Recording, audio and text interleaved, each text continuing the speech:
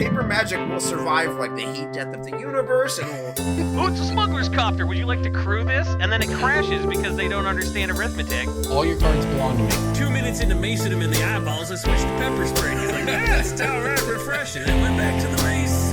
Magic is dying. I'm done. Selling everything. I might be a hoarder. And yes, I don't have the crayons or glue to explain this to you right now. What, are you gonna die twice? Oil will be worthless before magic cards will. well, okay, Dr. Man. That's Mr. Dr. Professor Jason. Hello, everybody. Welcome back to Brainstorm Brewery. I'm Corbin Hostler. As you might be able to tell, I'm losing my voice a little bit here back from the MagicCon in Chicago, where we all were, myself and my co-hosts this week, DJ and Cass, all of us fresh back from the Windy City, which was really the dry city. I don't know if that happened to you all. My lips got so chapped, and that doesn't happen to me. Chicago. Cold, Get your chapstick dry. game up. Hydrate, get some electrolytes. I'm not dry. I didn't even go outside for like 4 days, 3 days. I went to dinner on Thursday, and then the hotel was connected to the convention center. So Friday through Sunday night, I did not leave the indoors. And I got to say, that was great because it's cold in Chicago. Get your circulation up. I don't know what Get to my tell you. circulation up. You were cold too. Get your snug up. Wear an extra jacket. Be stylish. Did you see those fleeces they had at the store? No, I didn't buy anything from the convention store because the line was 4 hours long when I walked by it the first time. Yes, it was. I And did the not second go time, to the. I had other things to do. I did not buy anything either. However, I saw people with these nice fleece jackets with the Planeswalker symbol on them. They look like basically a pajama jacket. You know, if your pajamas were a jacket with a Planeswalker logo on it, sold MagicCon for $90. That's what it was. It's pronounced a pajacket. It's pronounced. You can pronounce however you want if you spent enough money there. Because if you spent $150 at the merch store, you know what you got? A basic land. It could have been foil. It wasn't always foil. Is that true? Yes. It's true. I went with a friend, and she was buying something that cost $143. And they were like, if you spend $7 more, you can get one of the promo cards. And we're like, what's the promo card? They're like, it's a basic island. It's foil sometimes. It's by John Just Avon. like, oh, okay. So we bought $7 more and shit, and it wasn't a foil island, and we were like, dang, this sucks. And it turns out even if it was foil, we would have only made like $2. And the foil curls so much more. Yeah. Well, the curl, you got to go to Boost while you're there. I don't know if you all saw the Boost booth. I did not. I was also very busy the entire weekend. Thank tell you you to that there everyone who stopped by and very briefly said kind words about the show. I signed a couple tokens. That was nice. But I did not see any of the other booths. Yeah. Well, or... so let me tell you about the Boost booth here. I want to get this right in case they sponsor us one day. We've talked about this before. They're the silica packets or whatever you call them that are supposed to unhumidify your cards or whatever, make your the forbidden Tic Tac packets. Yeah. So they're pepperoni. typically a weed. This is a very big thing for the weed and cigar industry. So I'm there this weekend picking up a couple more of the free samples to bring home and try. Because why not? It sounds like fun. And they say, oh, we're rebranding. Our new name is Foil Armor. Did you get some foil armor? Boost is a big name in the cannabis industry, and since this wants to be more family friendly, we're rebranding here. These is foil armor. I mean, I understand why they would do that. I agree. I've actually joked about buying a humidor for foils, because I kind of like foils, but I can't really use them if I'm playing in tournaments, and like... Yeah. It's not unreasonable, like the base product here. I'm memeing on the foil armor name here, but it is not unreasonable in the slightest to uncurl. Like if you're going to do it, right, if you have foils and you want them to be uncurled, it's probably the simplest way to do it, you know? Yeah. But anyway, that was one booth there. I didn't see any of the giant love sacks this time around. No. None of that. That had to have been a 1-year contract or something. You think? Like, I mean... It was just at Vegas and Minneapolis, right? It was in Philly. I don't remember. It was probably just a 1-year thing then, yeah. It was in Philly for sure. I think Philly, Minneapolis, Vegas of 2023. It's been a while since I've seen one. I'll say this, though. The family area they had set up at MagicCon, they had Learn to Draw with multiple big Magic artists there, specifically for kids. It was really cool. Big shout out to the family part of the MagicCon. I did not go down into the basement. I don't know if you all saw the pictures coming out of it. I couldn't find it, but everybody who came up from it seemed different. Wait, Like they were changed as people having been down there. Yeah. What I heard happened? I heard it called the Piss Swamp Basement. I heard it called the back rooms. It was the area where a lot of the side events were happening, and it was in a room that was kind of lit with very yellow light. Very the yellow. floors were like a weird off-color linoleum, I think. It's like The tables and chairs were bad, and it was like 105 degrees in there. You remember Montreal, DJ? Like, did you ever go to the GP basement? Yeah, in GP, Montreal? GP like nuclear bunker. Yeah, exactly. It's like that, only really yellow and even smaller. All the PTQ, the steel PTQs were happening down there, and one of my friends who went to Chicago just to PTQ lost in like scrubbed out like round 4 of each PTQ and was like, "Dang, this was the worst way to spend a day." And then Well, just the good queued news the rest is- of the weekend. Yeah, the good news is at least they fire off those PTQs, and even if you're out after 4 or 5 rounds, it doesn't quite burn your whole weekend if you're there. As if you're doing like the opens when they were doing those, I think that was a big commitment, asking people to do the 2 days. Now, though, we've got the Magic Spotlight series coming up for people who want to do that, and I'm very much hoping that we end up with a big coverage presence, but we'll see. I actually realized something about Magic Cons this weekend in Chicago, and it's that the Magic Con experience isn't really for me as a competitive player anymore. Yeah. The competitive offerings there are mostly just places where competitive players go to beat up on people who aren't nearly as experienced to win $1,000 promos. And like if you're interested in high EV events, it's great. But like I spend most of my time just hanging around by the Pro Tour and like seeing my friends, and I realized that I'd probably have a lot more fun at a Magic Spotlight event. And that the average person at a Magic Con is way more excited about the new secret layer or their commander deck, and that's awesome. That's great that there is a space for them. I'm really happy excited that about the the Magic Spotlight series, is what I'm trying to say. Yeah, well, look, I agree. I'm super happy that the Pro Tour is right up at the front center of MagicCon. Everyone sees it. But it is objectively true that the people there at the Pro Tour are there because they qualified for the Pro Tour, and the people who paid hundreds and hundreds of dollars to go for the MagicCon are there to go do the preview panel. They had like, I'm not exaggerating, like 2,000 people for Game Nights Live. That's I don't even crazy. It keeps the they lights on. sold out they ended up having to put people in the upper bowl because they filled the lower bowl and were like, hey, we don't have it wired for good sound up there. Sorry, there's just way more of you than we thought, even in our big expectations.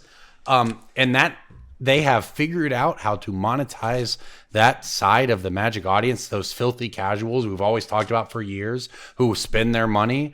They are just throwing money at the Magic Cons, and good for them, but it's not the Spotlight Series it's competitive Dimension grind. 20 selling out Madison Square Garden, right? Exactly. Like That's exactly what it is. I got to witness a side of Magic that I haven't in a very long time. I showed up on Friday morning with my friend who was playing in the Pro Tour, and she got in at 8:30 because the Pro Tour started at 9, and I just like didn't have a competitor badge, so I'm just hanging out, and I end up following a line, and I end up getting into this area where they're packing us in like sardines in like a pretty big open air area. And like when I say they're packing us like sardines, they're like pushing us forward so they can get more people in. And there's just, for an hour and a half, we are forced to stand there. And so what do people do? They pull out their trade binders. I watched so much trading happen.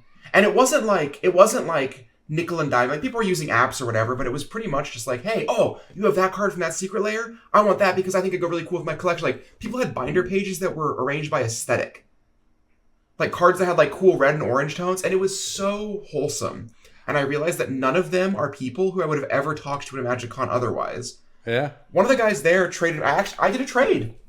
He had an artist-proof foil Talongates of Madara. Huh. And he just like grabbed a bunch of cool foils out of a box I had in my bag. That's actually cool. I'm not gonna lie. I saw somebody post on the Twitter that coolest they were part bringing, about that is that the you trade narrowly binder. avoided a triangle shirtwaist fire. Like, Listen, I have no comments on that. I do know that I did some sick trades, and that trading is alive and well. It was people who just like, I knew these people existed in Magic, right? I knew these people who just like, yeah, they're they the buy every invisibles. secret layer. Yeah, and they go to a Magic Con now. Yeah. That's different. That's a game changer. They had D&D at this MagicCon. I don't know if that's going to be a staple moving forward or one-off or whatever, but I do know they had D&D at this one. I was buying this mock Sapphire when I heard someone say, yo, is that Allie Beardsley? And I looked over, and it was. Yeah.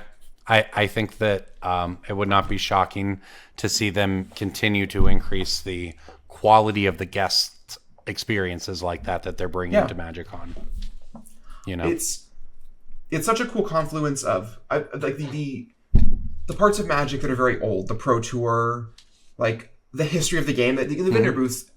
I went around at the beginning of the weekend, and like I think all but 2 vendors had a piece of power in their case, which is pretty interesting for a show like that.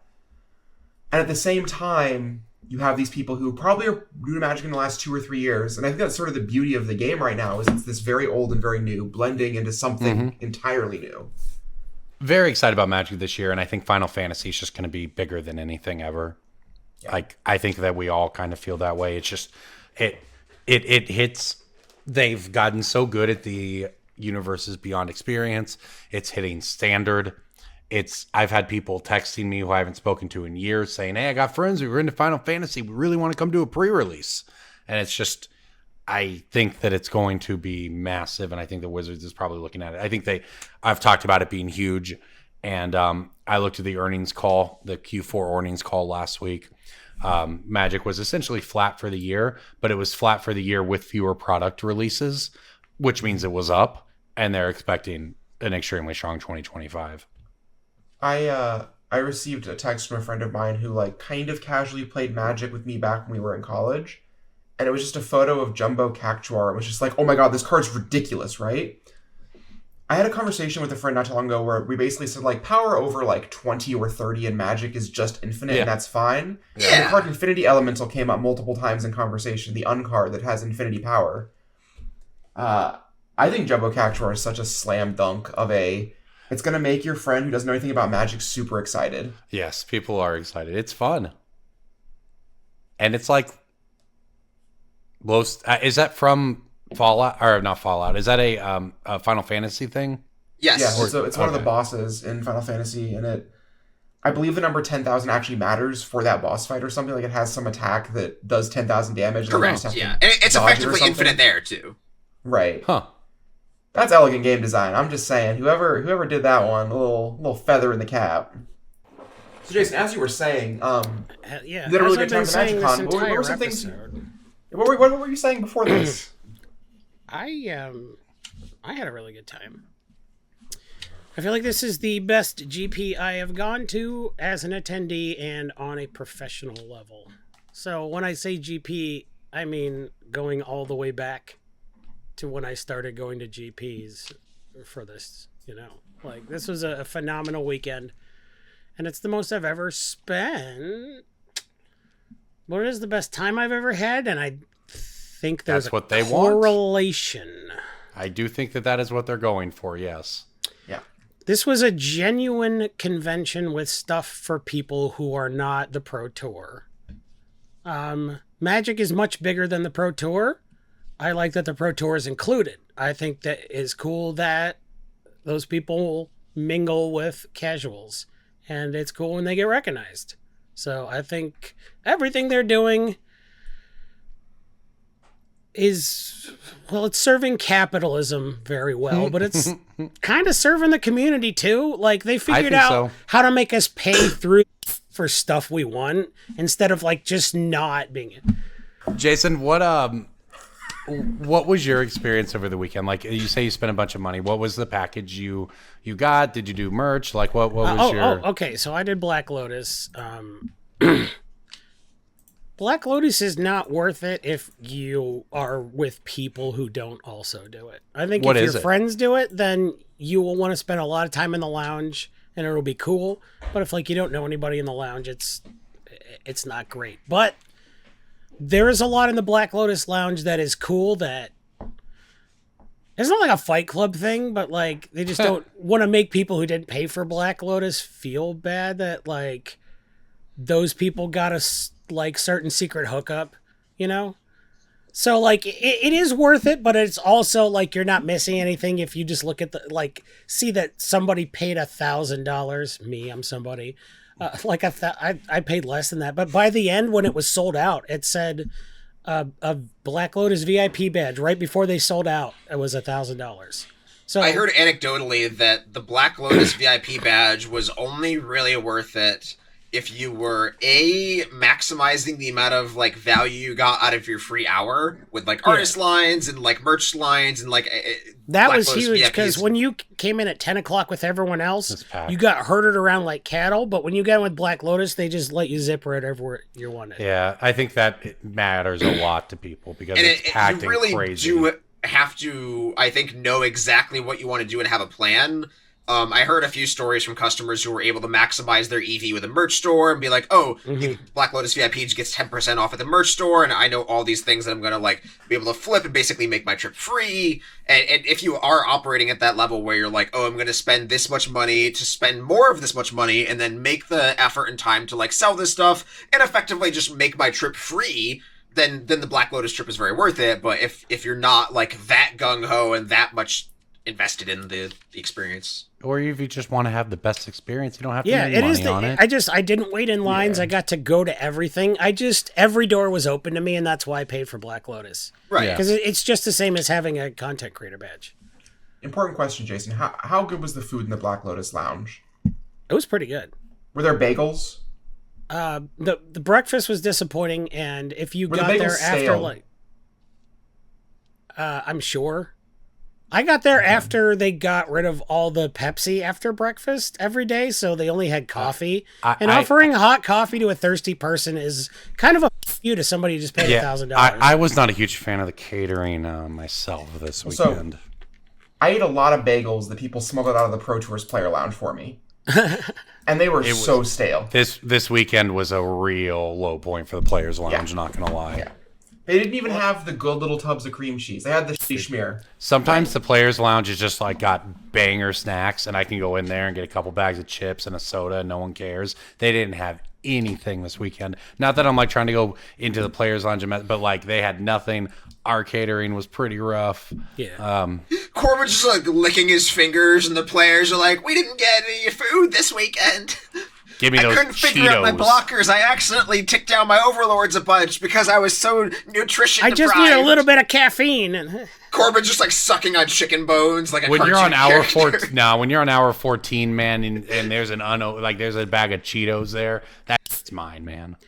Yeah. So I did way overpay for one other thing: the Cocktails and Commander with Brian David Marshall. Hell yeah, worth it. So BDM did not take cards. He built 2 Sealed League decks, and that was all he did was play either Sealed League deck. And honestly, as someone that lugged 11 decks around, I think that might be the smartest thing that I've seen anybody do. I took one deck myself. Well, played 0 games, working. took one deck. I was there to. I jammed as many games as I could. I got way late a little bit doing some events, but I went to the live EDH Recast taping. That was fantastic. Cocktails and Commander was sick. It was actually a weekend-long event, but there was a cocktail hour with BDM where you got a drink he designed. And, Cocktails and Commander has been a highlight of all the Magic cons it's been at. So that's a little pricey, but like with the packs I got in the Sealed League, it was actually kind of worth it. I got my value out of it. So if you treat it as a convention and just look at it as like, well, I wouldn't mind doing that, and also understand that there will be enough free play space. Finally, they understand how important that is. They finally understand that, like, some people don't want to do the whole convention floor. Some people beeline for the ticketed play area, and that's fine. I think they basically had the emergency overflow from last year's Chicago as just the ticketed play area from the beginning, and there was immediately enough space. It was perfect. I got a note on ticketed play. This is the biggest space and the biggest Magic Con, is my understanding. Yeah. Like that had the largest play space, and I think that they had the capacity to sell more seats than ever. Very, very different than what people might remember from that one Vegas or whatever a few years ago where people were having to play in the hotel lobby floor or whatever. Signing up for ticketed play events, by the way, JJ, I need you to censor parts of this. You'll know which ones. You'll know which ones. whoever designed the system to sign up for ticketed play events should be, and then I'm just going to talk for a few seconds and just cover this with sensors. Cover my mouth too. Beep. Put like an explosion over my mouth. Just like whoever did that. Oh my god, just yeah. Sensor. So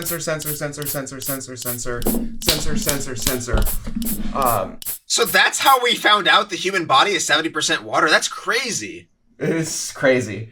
I know that's anatomically impossible. It took me 45 minutes to sign up for an event. And I've signed up for 1 million events of these things. And like I'm doing it on your phone was terrible. I've heard it's much better on desktop, which is really weird. Was it on Melee? People are going to be on their phone. It's what? Was it on apps Melee? Are always bad on the phone. It wasn't on Melee. Wasn't even the problem. Melee was a problem for us. It was down a lot. I had to go to a website, which took me to a different website, which means I had to make a new account. On that website with a new account, I could then add the event to my cart, which took me back to the original website to check out and pay for it. And then an hour before my event, they emailed me a Melee code. Yeah, that's some Reed Pop stuff, I imagine. Or maybe, I don't know. I forgot to show up for my event after doing all of that. Instead, I played the Kev Walker Cube with Eric Klug and some Maryland locals and Proxy Guy. Nice. My deck was sweet. I had a foil Phyrexian Plague Lord as my first pick, and I lost a Sword of Light and Shadow with my black-white deck, and it was kind of awesome. Jason, did you see the 2,000-person strong crowd for Game Nights Live? Did you see the Archidect patch on his leg? Because we paid for product placement, and I feel like when he was sitting down, you couldn't see the patch. That was a really funny bit. Like it was funny to like to have him put the Archidect logo on his little NASCAR logo. That was a hilarious bit. And, how much would it have cost to like get it on his forehead? Too much. If anybody was going to advertise on that space, it would just be like the Command Zone or something, right? Like, I think that I mean they had D&D at this show as well. I don't know if that's the plan for future shows we were saying, but wouldn't be surprised if the guest list for these type of things continues to grow, because if you think about just where they were at with that first Game Nights Live 2 years ago, yeah, you know, a couple hundred people were watching and they had fun, and that was that. And now they ran out of, like, they had to open additional seating for it this time around. Like all of it just seems to be growing. Final Fantasy is gonna hit. Big year for Magic. Big year for Magic cons. We were talking earlier, Jason. Hopefully a big year for the Spotlight series, which is the new GP sort of experience, right? Where it's supposed to be mostly tournament focused, as opposed to the Magic Con where everyone pays to get in. It's instead just an open invitation type event. So that's, I think, the next thing on the calendar. The next Magic Con isn't until June in Vegas, but we have in April, I think, a Spotlight series in Denver. Are we going to that, folks? I'm going to be there. It's a TBD. It's a TBD. I don't know if I'm working. TBD. What did you all think about, I know we've talked about this some, but Jason, in particular, I guess, what's your stance on Final Fantasy here? Are you big into Final Fantasy? Did you like what they were previewing, showing off? What were you hearing? I think these Final Fantasy commanders kind of suck. I think they'll be cool to play against each other, and I think anybody who builds a Final Fantasy deck won't care. And also, you can build a deck finally because of brackets. Also right? True. You could finally build a deck that's like, I put Pirate Ship in here because I want to deal damage to one of my creatures, and I like Pirate Ship. You can do that because you're not going to lose to some asshole who plays a, like, Soul Ring into Smothering Tithe, you know? So, like... Well, you might deal with that once, because all the comments and all the people listening in their car are like, well, actually, that person can still play with you because their deck is technically... Yeah, that's the point. The point of the system is you play against them once. Yeah. The game lasts 5 minutes, and then you don't do it again. And you play against... A game of Magic is between, like, an hour and 2 hours usually. Like, I would not let somebody waste 2 hours of my time. Right? When the convention hall closes at a certain time and your play time is finite, it's violence to steal 2 hours of a person's life. To be fair, if it's that much of a mismatch, it shouldn't take 2 hours. But The point remains like that you get sat down for a game into a blah blah blah. I mean, you are talking 30 or 45 minutes at a minimum, and it is very finite. Not to mention emotionally at a con. That's the one good thing about like the one pulls. Like I took my CDH deck and took out all the game changers, and now it's tier 2 or whatever. That game takes 20 minutes. I don't think those people exist. That's the like. If the worst thing that happens is you waste 20 minutes watching some dude do that and then you get to pity him, then, like, that's probably... I always say dude, not because I think all Magic players are dudes, but, like, the only person who would do that is a dude. Does that make sense? Yeah. I think the bracket system probably works pretty well. I do think that almost anybody who, like, would call their deck a 4 or a 5 in this system is unlikely to wander into a pot of 2s. Yeah.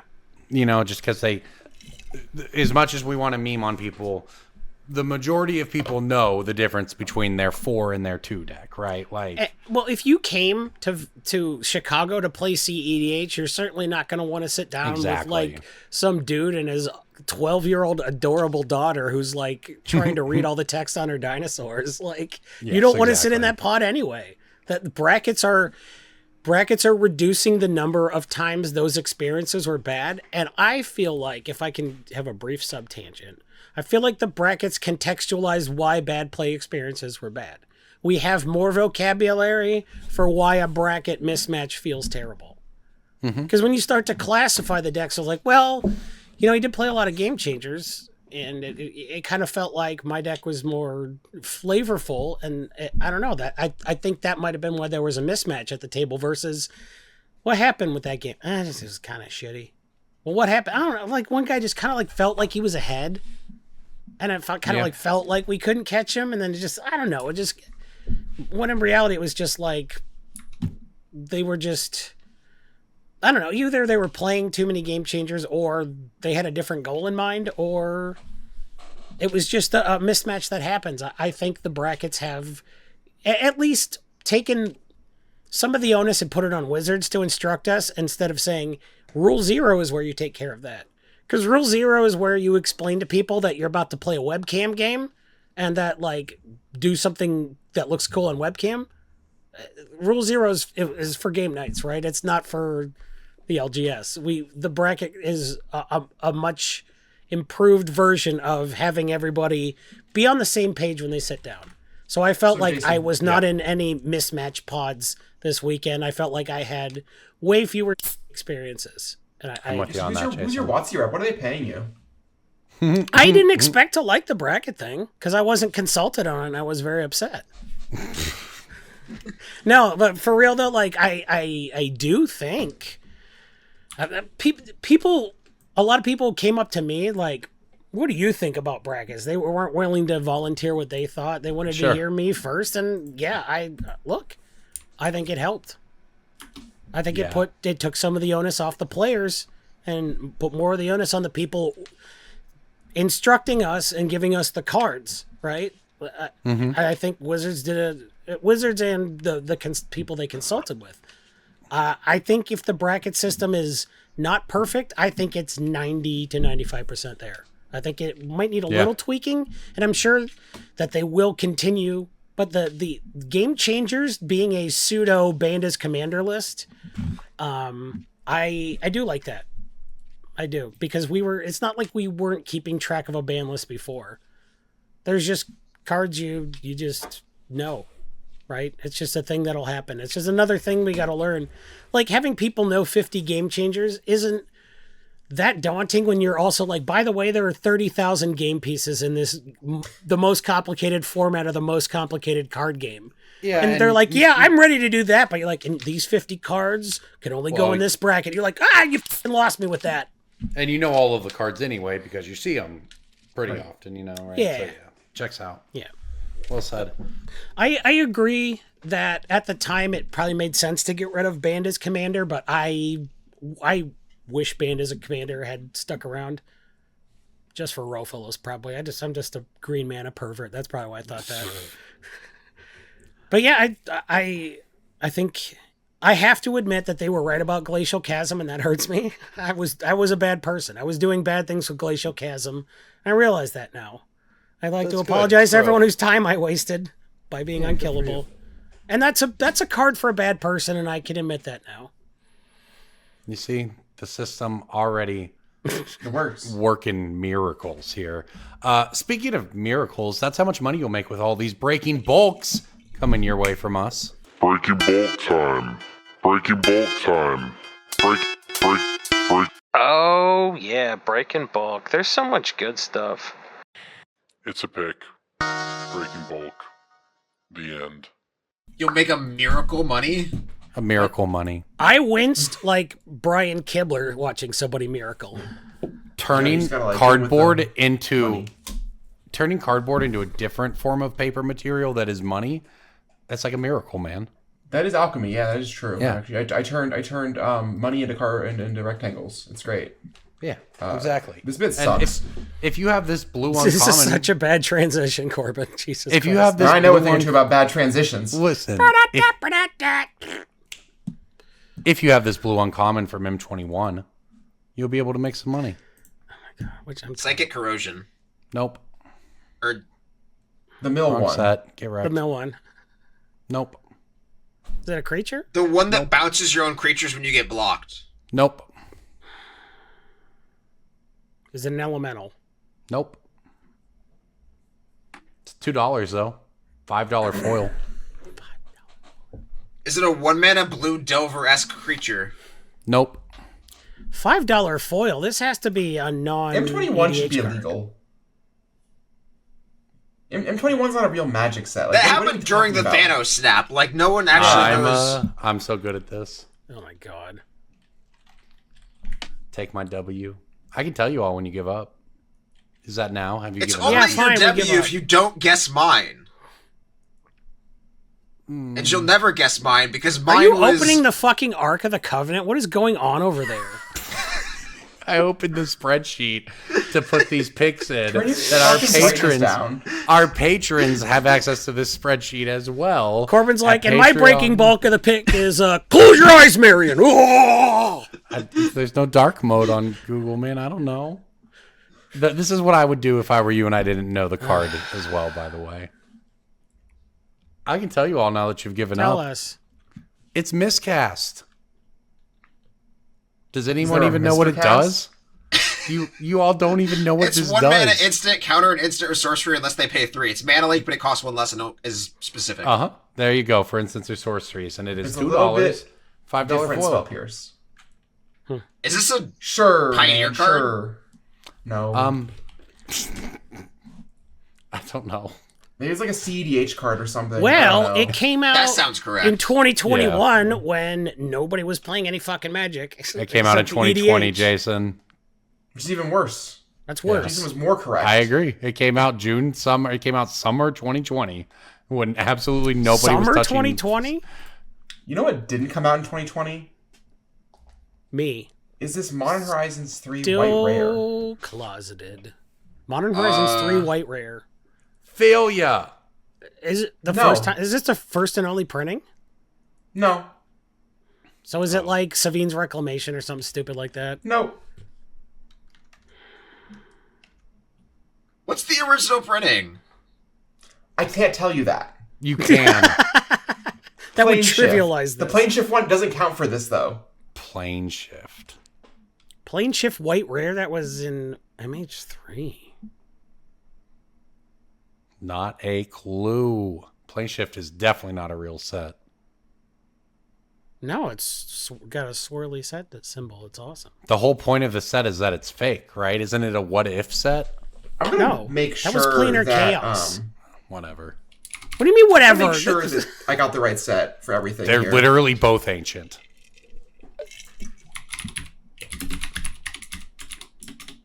How dare you? No, I was right on all counts. Are you all yielding? I guess, sure. I It's can Orim's see. Chant. Corbin under $1.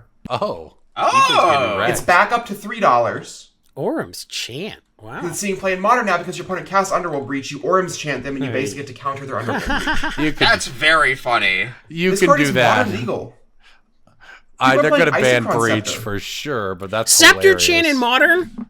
Yeah, that's just been legal for months now. It's Jason been just legal woke up out of a forever. coma. It's just not. Yeah, but I don't good. pay attention to that shit. No one told me I could play Scepter Chant until Jason, right this Modern fucking Horizon second. 3 was a commander set. You were supposed to pay attention to it. Also, I it's paid attention to the terrible. Commander relevant stuff. You can play it like you can play Splinter Twin. Okay. I can play Splinter Twin in Modern? Of note, the foils for Orm's Chant, all versions of it, the foil MH3 one, the borderless foil MH3 one, the I guess not the Judge one, and I guess not the reprint foils, all have direct premiums that are way above the normal price. The foils from MH3 are like $1.50 on TCG Low. That means direct low is $15. Damn. It's a 10x multiplier for direct low. That sounds like people that want the prettiest version are building For their modern deck. Listen, I played Scepter Chant in Extended. That sounds like people That is who how want the old I prettiest am. version are poor because they're not buying the Judge promo. The actual prettiest version is the plane shift foil, but those are like $200. But lightly played foils of those do not exist. They're a myth. It's like fine. Bigfoot. They're either near mint or they're destroyed. I get it. All right. Speaking of getting destroyed, DJ, why don't you go ahead and go next? I have a multicolored Mirage uncommon with no reprints. Good luck. Vidalkin. Unfulfilled Desires. No. Is this going to be like a $25 card? No. Or it's an uncommon. It's Visions? Mirage. Mirage. Oh, Mirage. That's worse. Whirlpool Rider. And it's not a I rare? said it's That's multicolored. Apocalypse. Multicolor. Also, I think Whirlpool Rider is Apocalypse, yeah. Yeah, It's that's like Apocalypse, 3 and years it's So I think Modern Corbin just Pro. gets a blue common from the wrong set. The hat trick of... The backwards hat trick Hey, of... but the Whirlpool cycle did have one with a red in its activation, I think. Yes, Maybe Whirlpool the middle Warrior. one, the It did, yeah. The rare one did. didn't. All I The have rare to do one is just didn't. say Rare card one was names. Whirlpool Rider. Was Y'all are 5-3. stalling and delaying your execution. Ooh, is I it should know delay? this. Is it delay? Delay know is a Mirage future so sight well. blue card. Should I try to Corbin. name You're so every? close. Was Is the it red black Sirocco one, or Samoon or whatever? No, I don't know what you said, so no. I think it's the red black one. I can't remember what it's called or what it does, but I saw somebody trying to buy one recently on Facebook for too much money. Torwalkie. I don't know if I should give it to Cass for just saying the color combination. I shouldn't wait, get the red- points for it, but I Red know black that uncommon picture for it. Mirage. The artwork is like kind of got like a figure that's like kind of dark, and there's like orange in the art around him. If I'm remembering correctly, It's not accepting- green. Torwalkie. I should know this. I got nothing Torwalkie. then. That was in Name like Legends. anything else about the cards. Rakdos. is it an enchantment? No. The showstopper. I got nothing. I just vaguely remember seeing somebody paying too much money for this card. On No, Facebook it's a recently. You creature. think it's a creature? It's not. No, Cass is be. on the Terminal Cass has the agony. breadcrumbs here. It's Is terminal Backlash agony. Mirage? No, there's no way, right? It's terminal I will agony. give it to you for that Corbin, because that's close. No. Cass It's is close. giving me clues, and I'm trying to figure it out. And Corbin just won't You shut said the fuck up. Backlash Barrage, which is probably not a magic card, but I think So you know Backlash. the effect in your game design head. No, and she you're said right. is Backlash Mirage. Oh, But I Backlash understand that from you didn't Mirage. understand that because Corbin wouldn't shut the fuck up. That is true. you're close enough. You get it. Is it Backlash? The card name is Delirium. Oh, Delirium's the other. Okay. Backlash was it? Yeah, I have both of these cards in a deck. It like taps Yeah, a it is creature or a- something. And it deals What? damage equal to its power to its controller. Yeah. Yes, it is a 3-mana red-black instant. Play only on target opponent's turn. Tap target creature that player controls. It deals damage equal to its own power to its owner, and then that creature cannot deal or receive combat damage this turn. Yeah. All sure. of you showed up. You worked so hard to get your We microphone set up to get on this podcast. You recorded hundreds of episodes, but it was not enough to beat me at Breaking Bulk. I get Damn, that reference. I wish I'd picked a harder one. Shit. I get that reference. That was an exciting press conference thingy interview by that Card guy. is around $1. Direct low is $2. Buy lists are $0.25. And, I mean, you're not going to see Delirium in bulk often, but it is certainly a commander playable card where the artwork does have a guy in it, and there is colors around the guy, and he's going like ripping his own face off. I know that description threw me off because I have Delirium in a deck, but it's fine. He's like There's a funny little like guy in the art. Yeah, he's like That's what I he's got a do. funny little guy, and he's kind of going like. "Ah, I'm a funny Delirium little is guy." Delirium is when you have 4 card types in your graveyard. Jason, do you have a breaking bulk? I got an easy one, and now I feel stupid because you guys are gonna get it, and I'll be the only one that I got. It's gonna make me feel bad. You understand? Get got. I don't deserve to feel bad. What's the card? Okay. The easy one or the hard one? The easy one. I'll take it hard. Well, the easy one is a card from. Hang on. My internet's slow, and I don't know the set name by looking at the symbol. We couldn't tell because your face just lit up like you.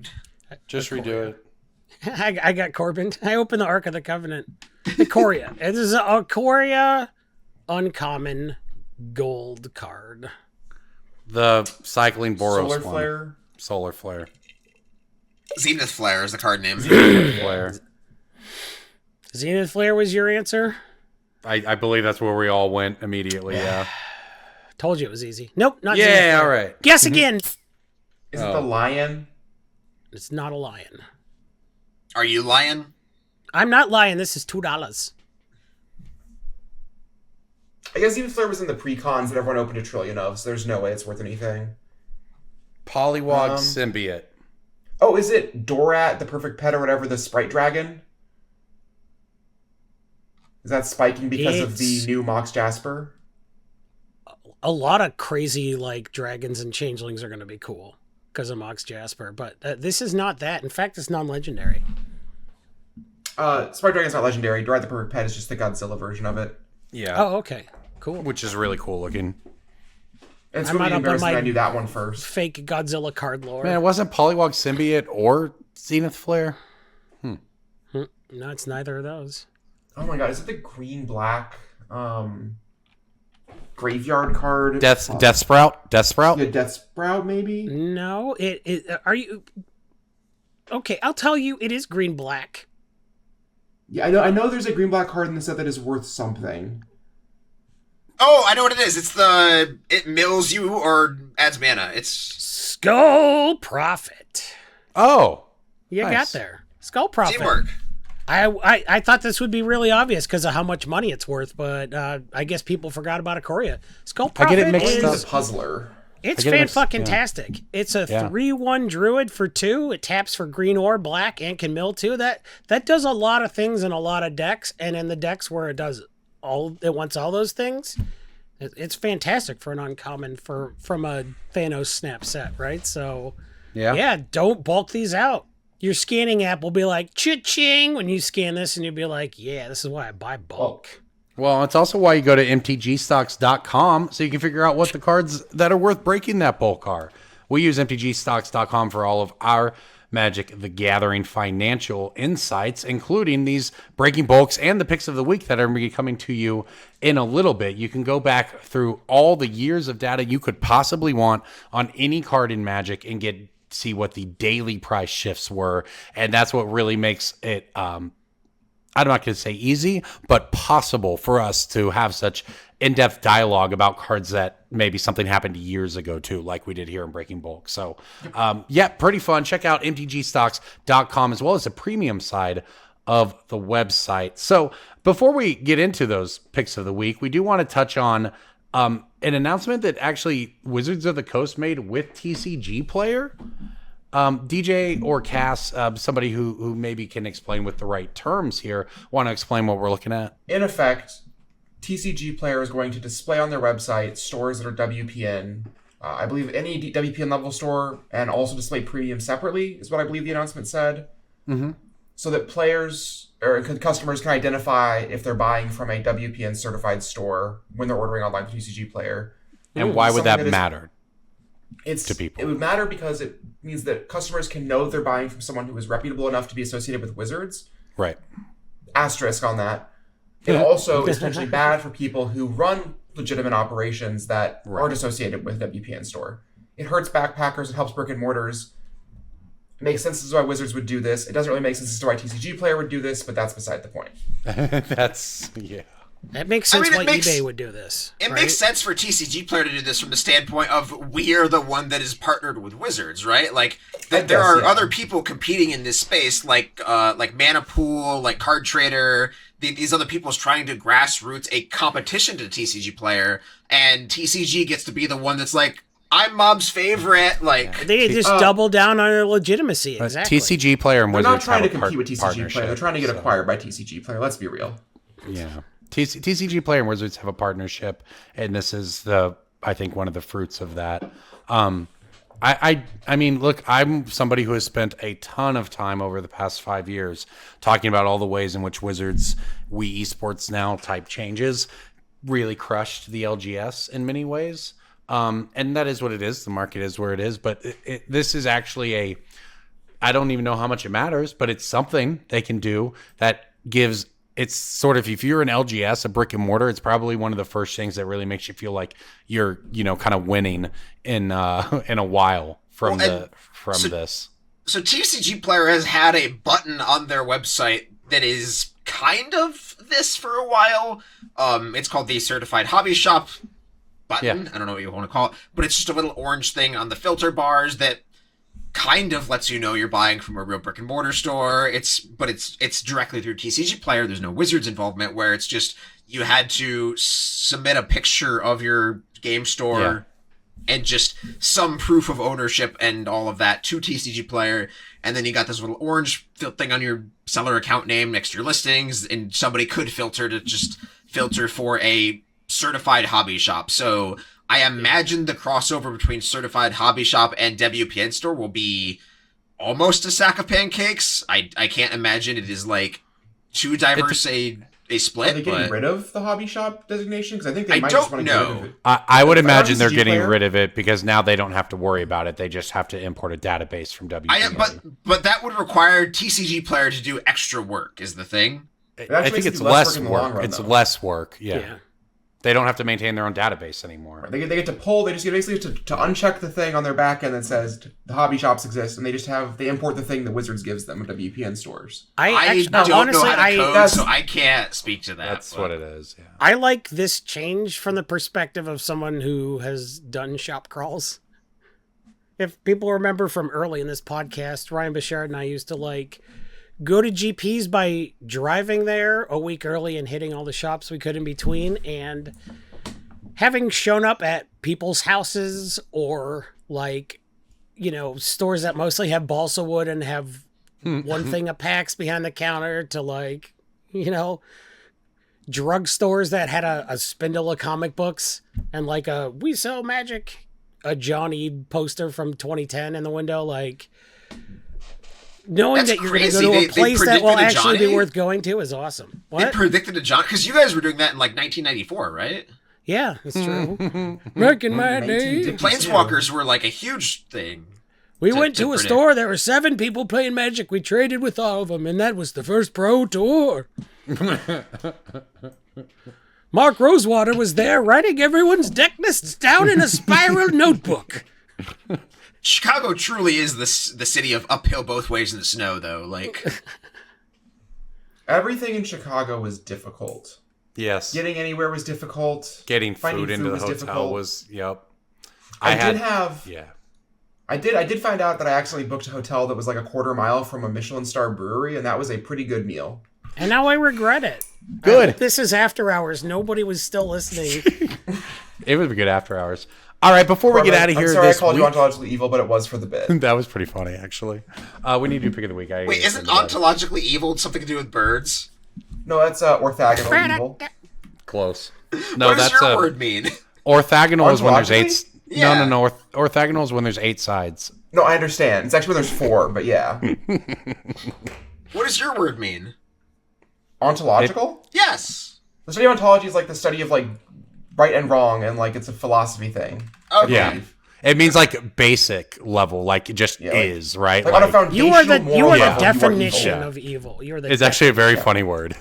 Ornithologically evil would be a really mean bird. No, all birds are jerks. Ornithologically evil is just, you're a bird. That's the episode name. It's ornithologically evil. Ornithologically evil.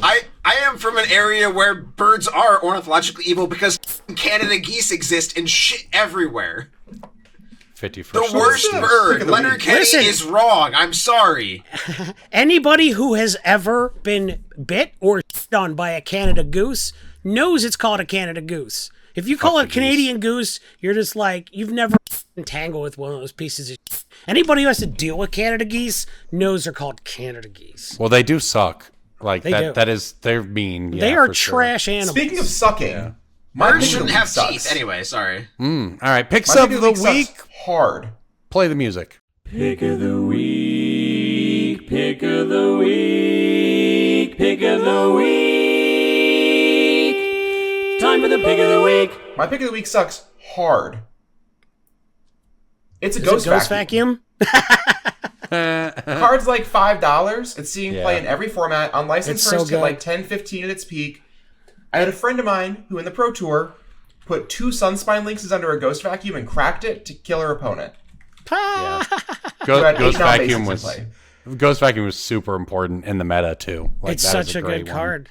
And It's just an artifact, $40 so, like, scavenging ooze, right? Like this you card can is do all just kind of $40 bullshit in all scavenging kind of different decks. That's great. Yeah. Relic Opportunist is seeing a small resurgence because of Ketramos, but in basically every other situation, Ghost Vacuum is better. All right, there you go. An easy one. Okay, who wants to hop in? Well, if Cass is going to do a green card that becomes like different, I'm going to do a green card that's kind of different too. Ghost Ripples of Vacuum's an Undeath. artifact, my friend.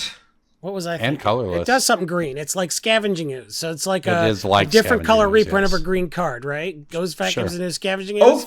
for sure, man. Yeah. Yeah, Ripples of that's it. Undeath is the new Sylvan Library. It's a very good card. It is is underrated at under $4 for Ripples.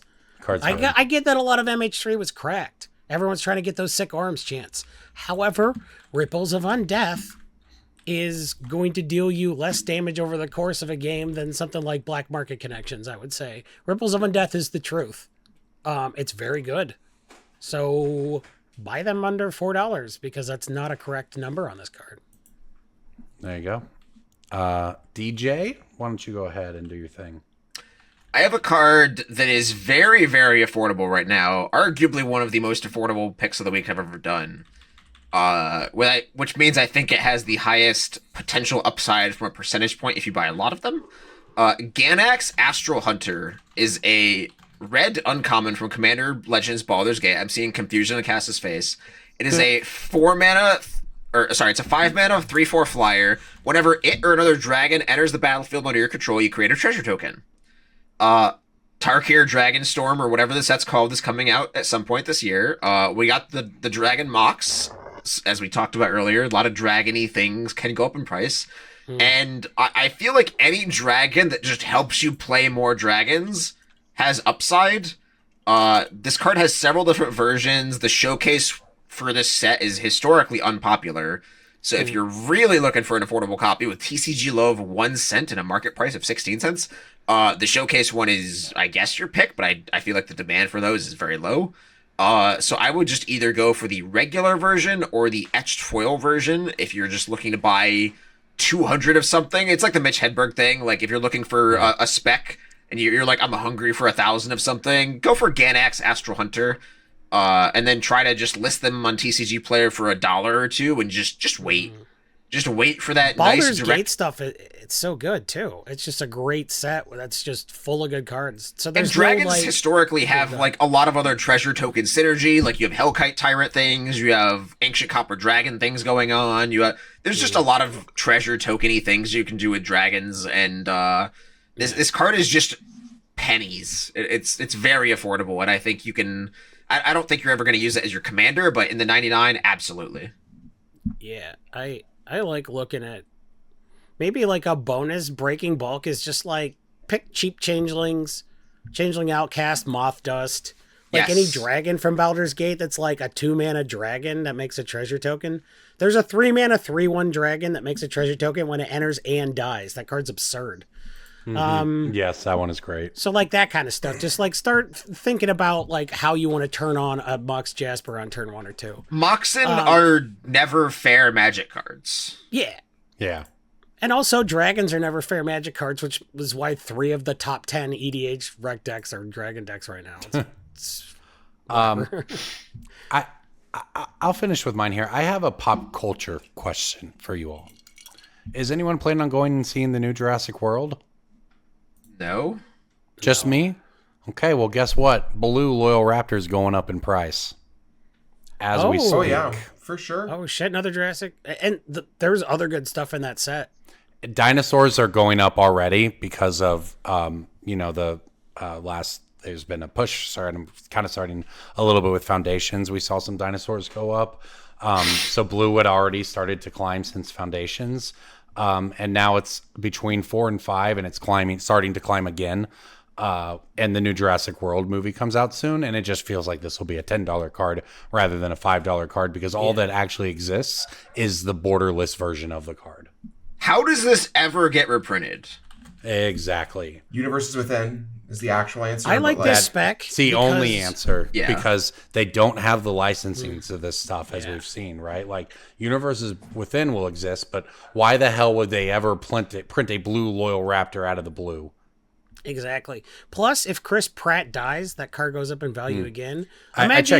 Imagine opening up like your phone, seeing Chris Pratt died, and you got a bunch of these in a binder. That's the best day ever. Imagine a world in which Chris Pratt's dead. Yeah. Oh my god! Wow. Imagine you could financially benefit from Chris Pratt's death. Owen Grady Raptor Trainer is also about $4, and it is up from, I guess, $3 at the beginning of the year. But as it is, in fact, not a dinosaur itself, I think it'll probably actually lag behind Blue. You have to wait for Chris Pratt to die. It'll have a good price and then a healthy price. I get that one. And on that note, I think that probably does it for us this week. We want to thank everybody for listening. Thank you, by the way, DJ, Jason, and Cass, for casting this week. I know we weren't able to last week. We were all sick and traveling and just all of the above, but we're all fresh off of MagicCon and feeling great about it. So glad we were able to chat. Thanks to everybody who came up and said hi to us over the weekend. And of course, thank you to our patrons at patreon.com/BSB. And I will not be here next week because I will be in the UK doing fancy British things like putting beans on I'll be in the UK doing fancy British things like eating a pile of mushed up peas.